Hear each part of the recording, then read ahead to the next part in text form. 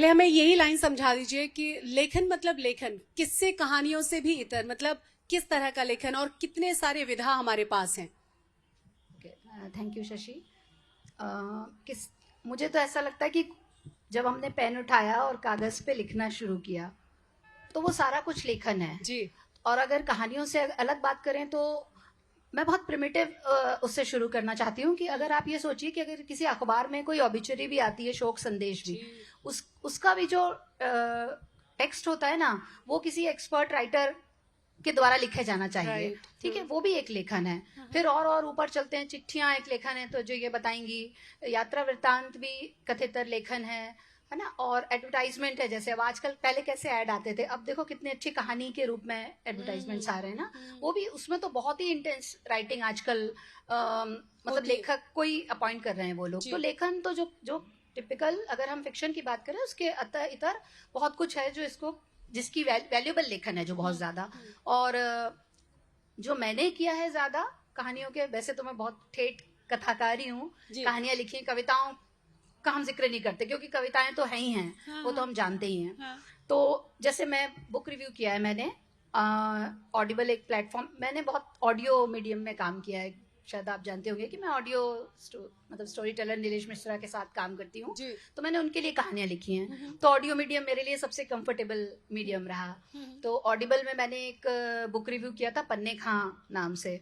तो मुझे उसको लिखते हुए कभी नहीं लगा कि मैं कुछ कथा से इतर लिख रही हूँ। हाँ जी। फिर मैंने किताबें शुरू किया तो बिग एफएम पे जो आता था वो भी बुक रिव्यू था। तो हर एक जब बुक रिव्यू लिखती हूँ तो मुझे बिल्कुल कहानी लिखने जितना मन से, उतने भाव से और उतने इमोशन से लिखती हूँ। ऐसा नहीं कि कहानी में खाली इमोशन है और बाकी किसी चीज में नहीं है, क्योंकि इमोशन, जो भाव होते हैं, वो कहानी को कहानी बनाते हैं ना। तो जो भी ऐसा लेखन है, मतलब जिसमें भाव है, तो मुझे लगता है कि उसको हम कथेतर लेखन कह सकते हैं। शिखा जी कुछ कहना चाह रही हैं? शिखा जी तो वैसे भी आउट ऑफ इंडिया रही हैं हमेशा और हिंदी में लिखती रही हैं, तो अभी जिस हिंदी विषय पर हम बात कर रहे थे, हम उस पर भी आएंगे, क्योंकि हम लोगों के मन में ये बड़े सवाल है कि हिंदी और अंग्रेजी, मुझे लगता है भाव में बोली गई कोई भी भाषा जो आपके मन तक पहुंच पाए, वो बड़ी खुश वाली है, बड़ी अच्छी भाषा है। जी। मैं पहले वाले सवाल पे पहले आ जाती हूँ। मैंने जब लिखना शुरू किया तो मेरे लिए लिखना सिर्फ वो था कि जो मेरे मन के भाव हैं वो मैं शब्दों में लिख दूं, सिर्फ ये मेरा मकसद था।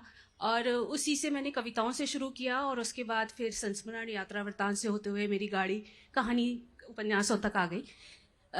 तो मैं सिर्फ ये कहूँगी कि कथेतर जो है, तो ज़्यादातर ये होता है कि कहानियां ही लेखन समझा जाता है या उपन्यास ही लेखन समझा जाता है।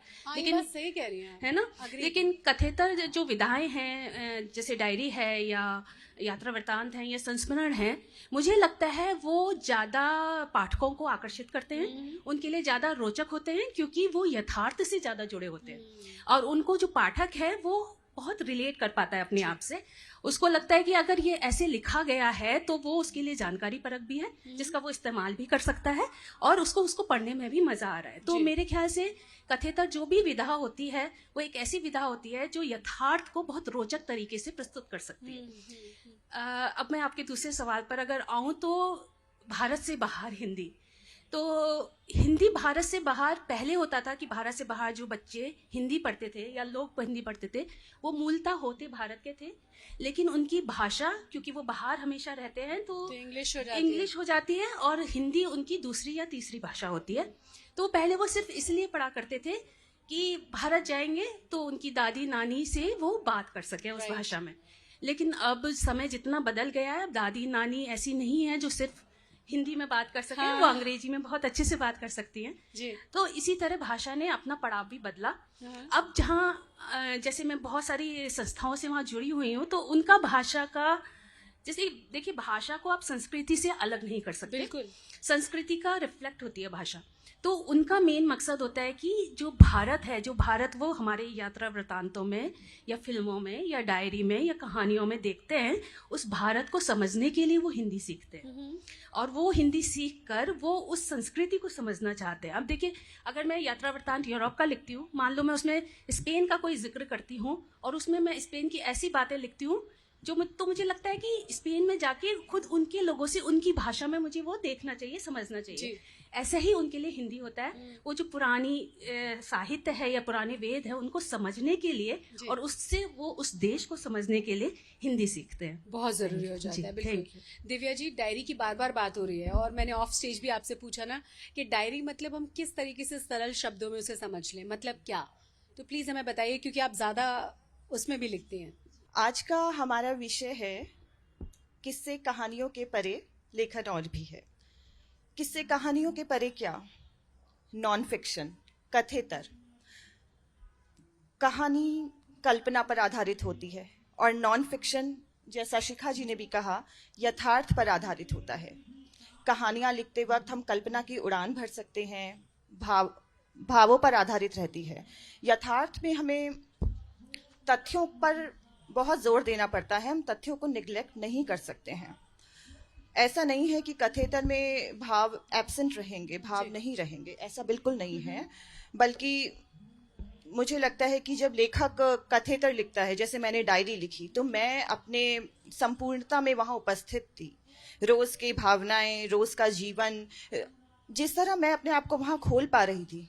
कहानियों में एक पर्दादारी आ जाती है पात्रों की। डायरी, आपने पूछा कि डायरी यानी क्या? डायरी यानी रोज का जीवन कह सकते हैं। डायरी यानी हम उस क्षण क्या महसूस कर रहे हैं वो कह सकते हैं। तो डायरी जो है वो स्पंदनों का लेखा जोखा है।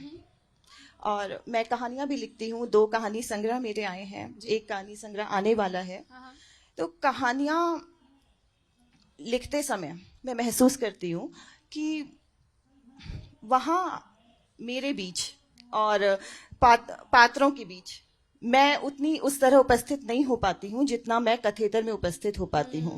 ये मुझे एक मेन डिफरेंस लगता है। हाँ, और मैं देख रही हूँ कि इस सदी में नई जो सदी आई है, कथेतर का विकास जिस तरह हो रहा है। आप कब से लिख रही हैं शिखा जी, दिव्या जी? मतलब बहुत यंग एज से शुरू कर जी, दिया आपने? हाँ, मैं आप सबसे भी ये वाला सवाल पूछूंगी कि आपने लेखन कैसे शुरू किया, यंगस्टर्स को हम कैसे और सिखाना शुरू कर सकते हैं, क्या उसका खास तरीका हो सकता है? बिल्कुल, मैं एक बार कथेतर वाली बात पूरी कर लेती हूँ, फिर आपके सवाल पर आती हूँ। कथेतर का जो विकास हो रहा है इस सदी में बहुत ज्यादा मुझे दिखाई दे रहा है। इसके बहुत सारे कारण मुझे लगते हैं। पहला कारण जो मुझे लगता है कि वैयक्तिकता के प्रति आग्रह बहुत बढ़ गया है, निजता के प्रति लोगों का आग्रह बढ़ा है, और प्राइवेसी जिसे हम कहते हैं उसकी डिमांड बहुत बढ़ गई है। पहले संयुक्त परिवार होते थे, संयुक्त परिवार अब एकल परिवारों में बदल गए, और अब हम उसके बाद देखते हैं कि लोगों का, आजकल की जो युवा पीढ़ी है उसका विवाह के प्रति रुझान कम हो रहा है। उनका मूल मंत्र जो हो गया है वो हो गया YOLO, you only live once. तो इस तरह के जो बदलाव आ रहे हैं हमारे परिवेश में, जो बदलाव आ रहे हैं, मल्टीपल रिलेशंस की अगर हम बात करें, जिस तरह वो आज स्वीकृत हैं, पहले उस तरह स्वीकृत नहीं थे। मल्टीपल रिलेशनशिप्स हैं, पॉलीगैमी है, पॉलीएमोरी है, इस तरह की चीज़ें हम अपने समाज में आसपास देख रहे हैं। शहरीकरण जिस तरह बढ़ रहा है, शहरीकरण तेज़ गति से बढ़ रहा है, और एक रिसर्च के अनुसार माने तो 40% जो हमारा भारत है वो जल्दी ही शहर में तब्दील हो जाएगा। और इसके अपने अलग तरीके के लॉसेस हैं, वो हम फिर कभी बात करेंगे जी। और तो जिस तरह परिवेश बदला है, उस परिवेश का दबाव लेखक पर अलग तरीके से पड़ रहा है, और उससे लड़ने के लिए, अपने आप को एक्सप्रेस करने के लिए हमें नए टूल्स की ज़रूरत है एज अ राइटर। और एज अ रीडर अगर हम बात करें तो रीडर्स भी डायरी जैसी विधा हुई या फिर आत्मकथा हुई उससे ज़्यादा कनेक्ट कर पा रहे हैं, क्योंकि हम देखते हैं कि हमारे आसपास बहुत सारे लोग हैं, हम बहुत सोशल हैं, फेसबुक, इंस्टाग्राम, सब कुछ है, सारे social media platform, but still हमारे पास फिर भी बांटने को, अपना मन बांटने को लोग नहीं हैं। तो उसमें हम क्या करें? हम डायरी की तरफ जाते हैं या फिर आत्मकथा की तरफ जाते हैं। हम दूसरे लोगों का जो अनुभव है उसके आईने में अपने विचारों को, अपने निर्णयों को परखते हैं। संजय जी कुछ कहना चाह रहे हैं? संजय जी, आप तो यात्रा वृतांत हाँ बिल्कुल बहुत ज्यादा लिखते हैं। हाँ बिल्कुल, मैं ट्रेवल करता हूँ और यात्राएं लिखता हूँ। अच्छा, ट्रेवल करते करते यात्राएं अपने सारे एक्सपीरियंसेस लिखते हैं? बिल्कुल जी। मैं फिक्शन और नॉन फिक्शन की बात करने से पहले सोशल मीडिया की बात करूँगा, क्योंकि यह एक ऐसा माध्यम है जिसने लेखन को सबसे ज़्यादा प्रभावित किया है। तो जब हम सोशल मीडिया की बात करते हैं, और अभी तक जो सोशल मीडिया है उसने दो एज देखा है, दो एज में हम इसे विभाजित कर सकते हैं। पहला एज था स्टोरी एज, जब स्टोरी एज मतलब इंटरनेट के शुरू होने के साथ ही शुरू हुआ था, और उस समय बहुत सारी कहानियां आई, चाहे वो दशरथ मांझी की कहानी हो, चाहे गांव में किसी अन्य लोगों की कहानियां, भर भर के कहानियां आई, लोग और उससे इंस्पायर होते थे। लेकिन 2010 तक आते आते जब सेल्फी का दौर शुरू हो गया था और दूसरा स्टेज आया, वो स्टोरी एज से हम एक्सपीरियंस एज की तरफ बढ़े, और एक्सपीरियंस एज में ही जो नॉन फिक्शन जैसी चीज को बहुत ज़्यादा बढ़ावा मिला।